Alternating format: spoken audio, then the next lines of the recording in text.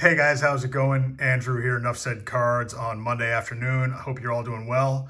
I'm here with my son Jack, and we are going to give you our recap of the Phillies show, which took place this past weekend, Friday, Saturday, and Sunday. And we went all 3 days. We stayed up at the Valley Forge Casino where the show was taking place, and we had a great time. We drove up early Friday. The show opened at 1 o'clock. You could pay extra to get in at 1.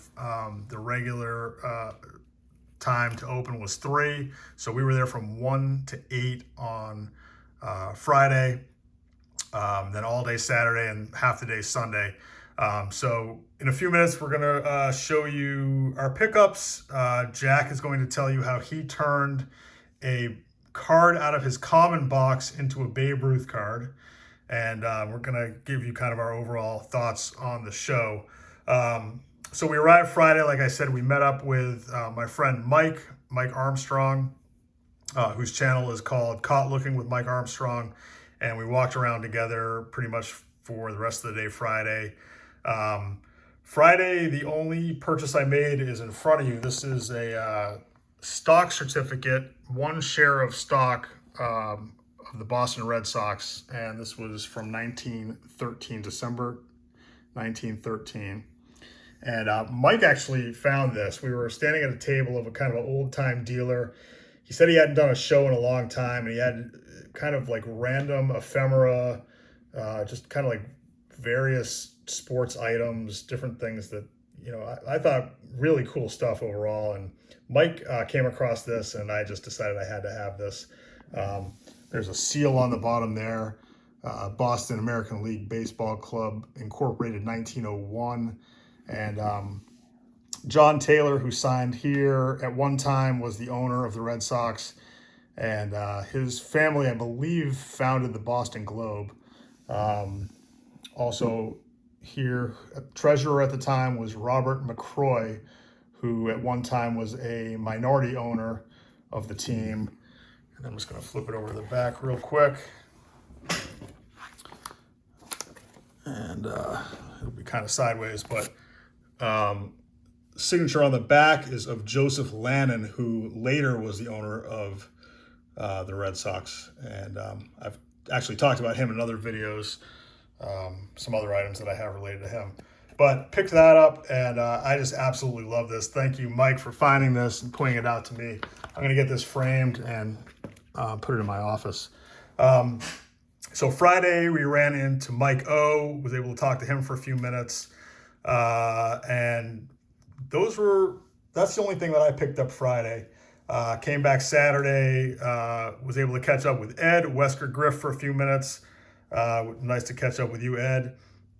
So now let's just go through the pickups. I'm going to let Jack go first. Like I said, he is going to explain how he turned a common out of his a box of random cards into a Babe Ruth card and show the other things that he picked up. So go ahead, Jack.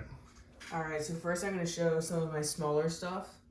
I started out by going in a bargain bin, and I got a Joe Adell Green First Bowman, and that is numbered to 99.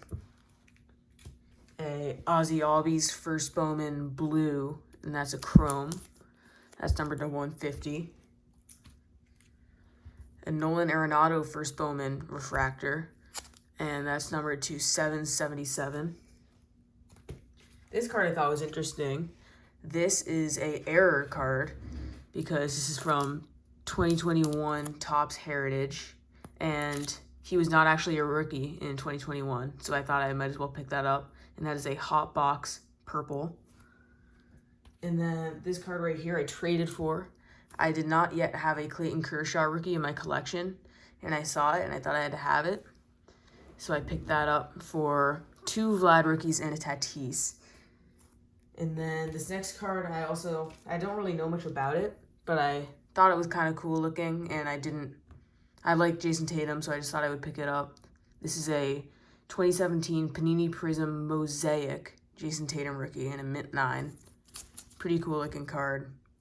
Like I said, don't really know much about it. And this final card, my biggest pickup of the show. So I actually had a Luis Robert Green First Bowman in my commons bin that I found a little while back. and we ended up sending it to PSA, and it came back a 10. I brought it to the show, and I sold it for $525. And I used some of that money to pick up this big card that I got right here. This is a Sanella Margarine Babe Ruth card. We found this in the same table that we found this at. Very cool looking card. And I got it for an amazing price. We are going to send this off to SGC. And I still have a lot of money left over, believe it or not, from selling the Robert. So I literally traded a Luis Robert card from my Commons bin for a real playing time Babe Ruth card. So yeah. Yep. So we, I think that pickup was pretty awesome, and I really like the Sanella cards. And so, like Jack said, we're going to send this off to SGC, see what it comes back. It does have a small crease that almost kind of like blends into the dirt there on the bottom, but really nice card, strong looking card, and great pickup, I thought, by Jack. So now I'm going to go through my kind of smaller stuff. Let's see, I'll start with these.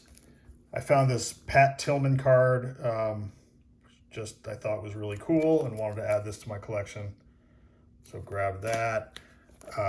Bunch of Trey Mancini cards. My younger son Charlie is a big Trey Mancini fan. This is a Stadium Club Chrome that I did not think he had.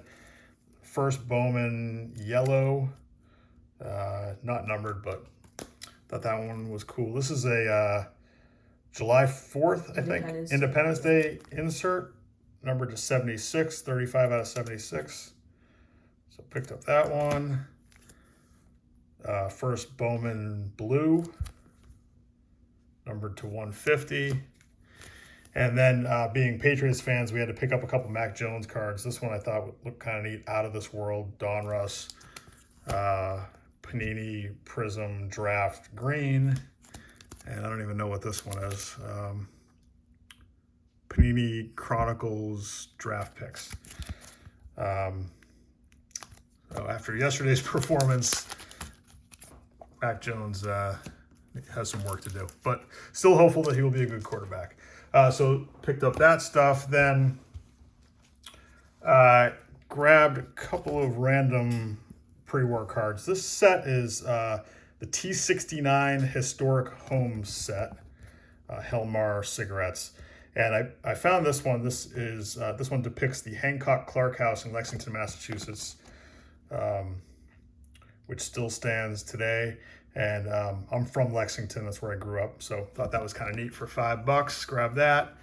And then got this little collection of cards from the T218 Champion Athletes set. Two of these. This is Arch Hoxie. And these are really nice looking cards. And just a couple bucks each for these. So they had a bunch of like aviators, which I thought is kind of neat. So this set, is from 1910, 1911, I want to say. And of course, the first flight was only in 1903. So really just a few years before this. This is John Moisant. And here we have Chaz Hamilton. I guess a race car driver. Yeah. Anyhow. So I thought those were kind of cool. Really nice shape, great color. Picked those up for a few bucks. And now for my two bigger pickups. I bought this E93 Standard Caramel Napoleon Lajoie card. And this just caught my eye, actually, last time I was at the Philly show, and the same dealer was there. And I decided that I wanted to get it. I think it's a really nice looking card. The image is just really strong. I like that the background color is cool. Just something about the look of this card that just I liked. So I was able to get this. This is a set. The checklist is on the back there, numbered to 30. A bunch of Hall of Famers, and just thought that was a pretty cool card. I also have the Mordecai Brown from this set. But just wanted to also, since I'm showing that one, show my T206 Napoleon Lajoie throwing pose card because it's the same image. So was happy to pick up that one. And then for my big pickup of the show, I walked the floor really for almost 2 days. I wanted to make sure that I saw everything that was there and kind of narrowed down what I was considering to a couple of bigger cards. There was a really nice Sports Kings Babe Ruth card. It was a little overpriced and a little bit off center, which I think is probably the reason I didn't even attempt to make a deal for it. A nice card, but just wasn't quite right. I saw this card on Friday, and it really kind of just caught my eye. The color is amazing. I like the centering. Virtually perfect registration. And on top of it, it's a polar bear back, which I really liked also. And the price that was on this card was what I thought kind of ridiculously high. Negotiated a little on Friday. Didn't really seem like the dealer was going to come down much, but went back Saturday, and I had brought up a couple cards that I was going to consider selling or possibly trading, including some bigger modern cards that I've shown recently. I had a Vlad Guerrero Sapphire Auto, a couple other bigger cards that I had sent into PSA, and I had sold a bunch of them at a show that my friend set up at. He sold them for me, so I had some money from that. And this dealer ultimately was willing to trade the Vlad and another card, and then with cash on top of it, I was able to land this card. So just really love the look of this card.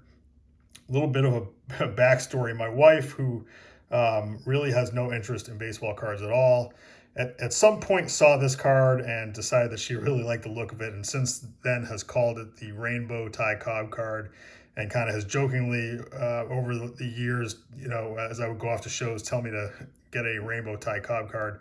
And so this time I did, and brought it home and showed it to her, and I guess she thought it was cool. Maybe not. But really happy to add this, and just really happy with the look of this card. So figured I would put that one there. Also brought out my other two T206 Cobbs. Show together. I have the red portrait and of course the green portrait. So that leaves one that I still need, which is the Bat On. So now I'm gonna have to find that one somewhere. But that'll have to wait a little while before I can pick that up. So anyhow, now I'm just rambling. Thanks for watching, guys. I really appreciate it. We will catch up with you soon. Take care.